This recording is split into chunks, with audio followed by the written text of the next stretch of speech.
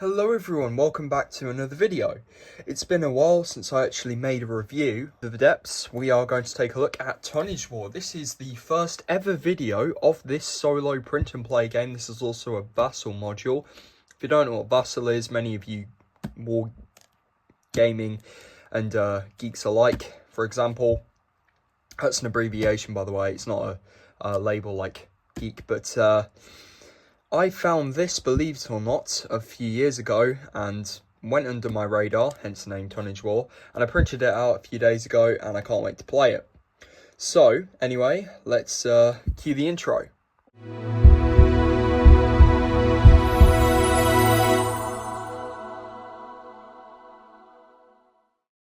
So the game has, as I'm going to say, this is the first ever video of this to surface or air on anywhere.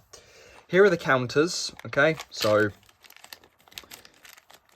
these are the counters, these are the U-boat counters. It does advise you in the rules to use wooden blocks. I have improvised a method of finding some old counters that I had off Untersea boat, which is Untersea boat, which I've reviewed on the channel. Just go on my channel and you'll find it. There's a few stylish reviews, but this is the Type 7C U-boats. These are the counters for the U-boats, of course. And you're playing it as the convoy, and there's a lot of U-boats here. There's look at all these Type 7Cs, and then we've got three counters, a D6 and two D10. And I will actually show you in another short, actually, that we have some other ones.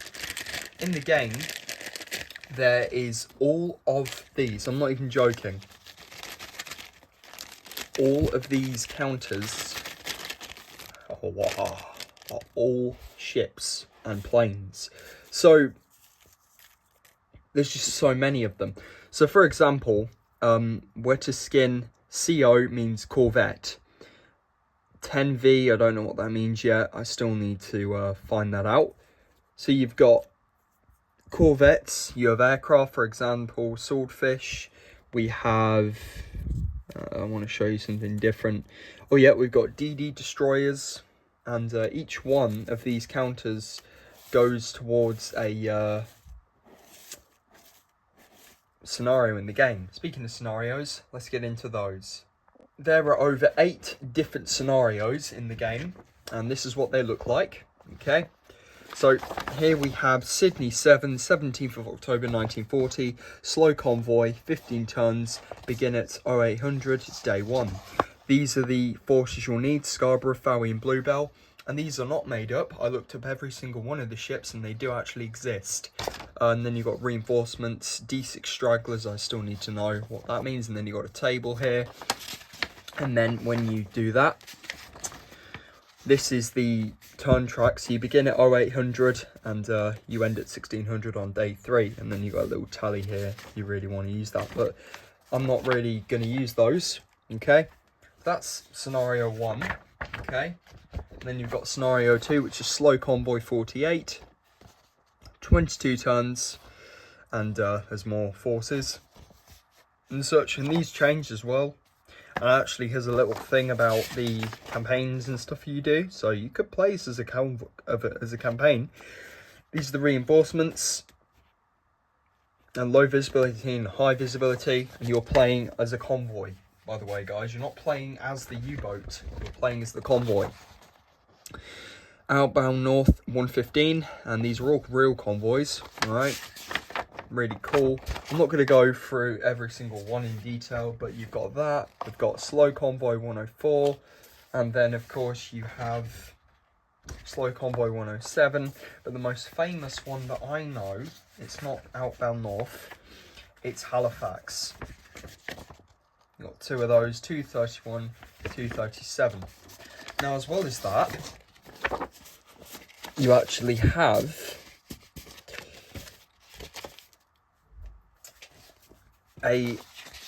the rules, which I printed off.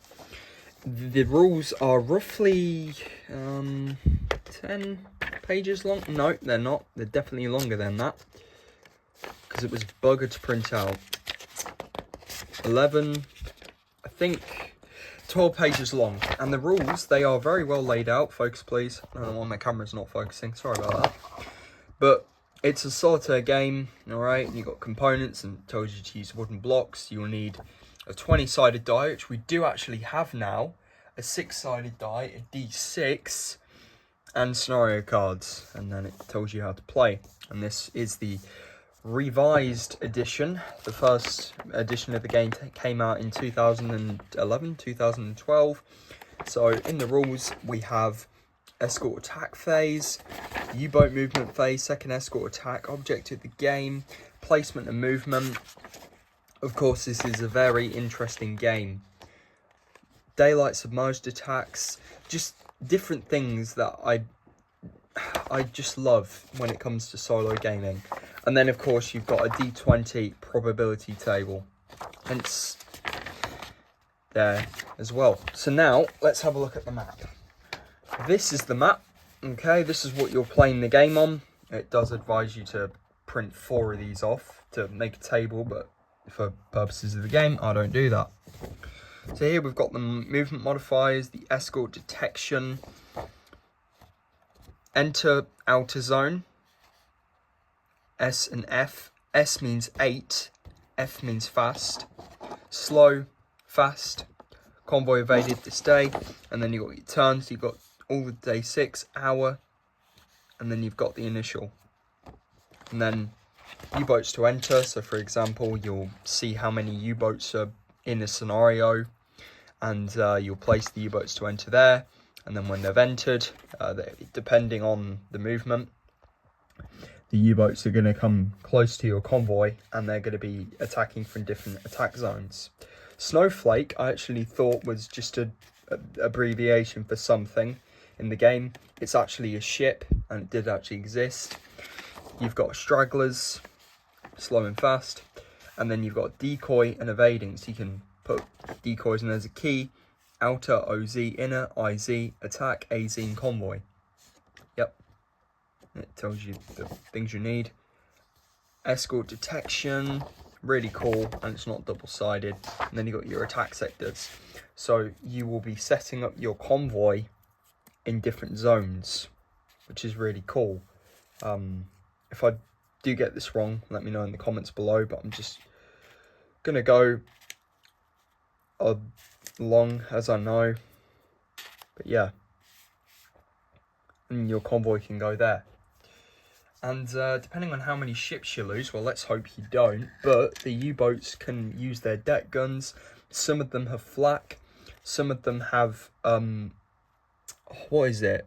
It says here, something ex-fligo? Oh yes, U-boat has Zukonig.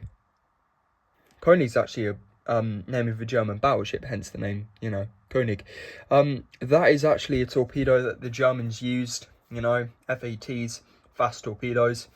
The G7E, quick fact for you, the G7E went underwater and, you know, it left a bubble trail so you could see it before it hit you if you were clever enough. The FAT, hence the name Zukonig, was an electric torpedo, so it would go and it wouldn't really make a bubble, hence the name Zukonig. Anyway, I think that's gonna cut it for that. And if you like, you know, if you like what you see, and if you like the channel, please consider subscribing. And just a quick update, I'm very sorry for the lack of content recently. I have been very busy with work, and I've also been very busy with finding content for you guys, and I promise you the RYEFIELD Tiger will be done soon, okay? It will be done soon. I've been getting comment after comment after comment. Where is it? It's still here. It's still under process. But yes, it's still ready to be made. I just need time because, you know, modelling takes time, and when you're working and stuff, it's difficult to find time. Anyway, that's not the point of the video. It's just so you know that it's going on. The Nakajima B5N Kanko Cape Hasegawa. But without further ado, I shall see you guys in the meantime. Take care and see you in the next one.